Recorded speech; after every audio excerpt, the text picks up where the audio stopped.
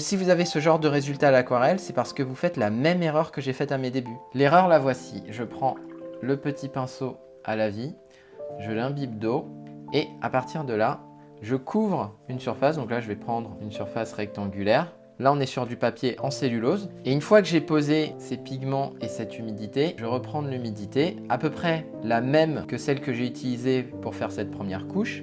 Et ensuite, je passe dessus. Et regardez ce qui se passe.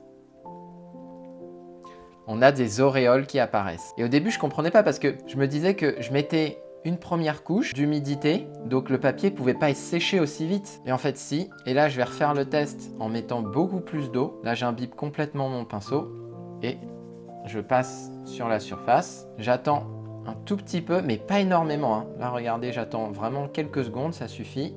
Je prends encore de l'eau. Je reprends la même humidité et là, je passe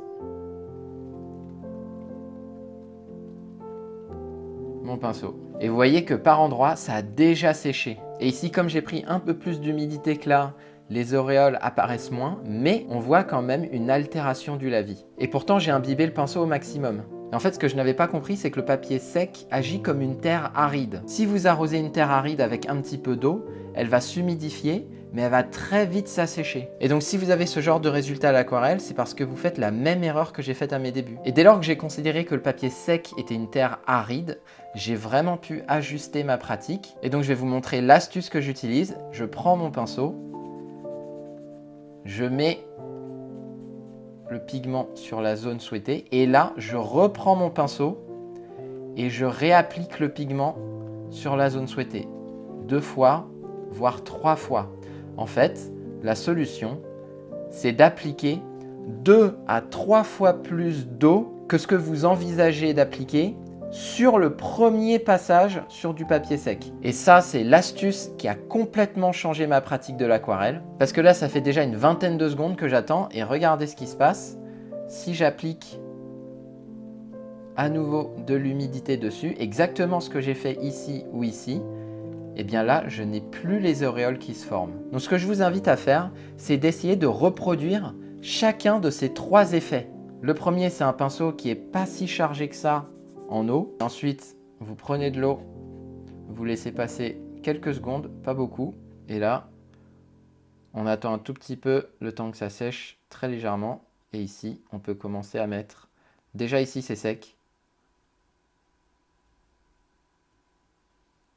Et voilà les auréoles qui se forment. En provoquant volontairement vos auréoles après un premier passage sur le papier, vous pouvez alors plus facilement ajuster l'humidité que vous appliquez sur le premier passage pour basculer sur un dosage d'eau plus important lors du premier passage. Et on pense souvent qu'à l'aquarelle, il faut aller vite, ce qui n'est pas faux. Par contre, en appliquant 2 fois plus d'eau lors du premier passage uniquement, eh bien c'est comme si vous rajoutiez des pièces de monnaie sur votre compteur de temps qui vous reste. Vous avez beaucoup plus le temps pour pouvoir modifier votre lavis et le travailler plus en profondeur. Et quand je dis que je préfère la pratique sur du papier en coton plutôt que sur du papier en cellulose, c'est aussi pour ça. Si je prends un tout petit peu d'eau, eh bien on va essayer de reproduire exactement la même chose.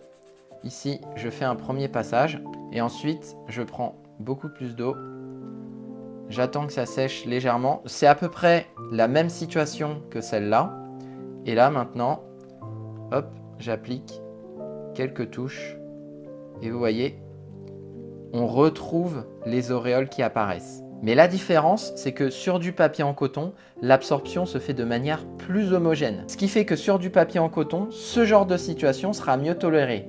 Et là, on va faire le test. J'imbibe complètement mon pinceau et j'applique une première couche comme ceci. J'attends un petit peu, je réimbibe mon pinceau et là, j'applique l'humidité. Et ce qu'on peut voir, c'est que l'apparition des auréoles est beaucoup plus légère que sur du papier en cellulose.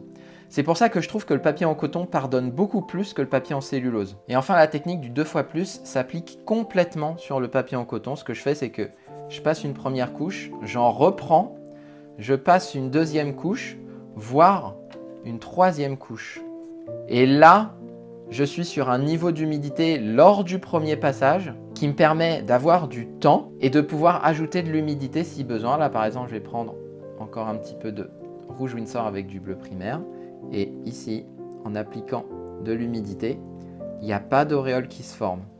Ici, elles sont très légères, plus légères que sur le papier en cellulose. Et ici, je n'ai pas de problème parce que j'ai mis 2 à 3 fois plus d'humidité lors du premier passage. Donc s'il y a bien une chose qui peut complètement changer votre pratique de l'aquarelle, c'est vraiment cette astuce du premier passage. Et si parfois vous avez l'impression que mes aquarelles sèchent 2 à 3 fois moins vite que les vôtres, vous savez à présent pourquoi. J'espère que cette astuce vous a été utile. Le cas échéant, n'hésitez pas à mettre un pouce bleu. C'est un sujet qui concerne le dosage au pigment que j'aborde en long, en large et en travers dans ma formation Fondation. Si vous voulez en savoir plus, cliquez sur l'icône qui s'affiche en bas à gauche de cet écran ou en description de cette vidéo.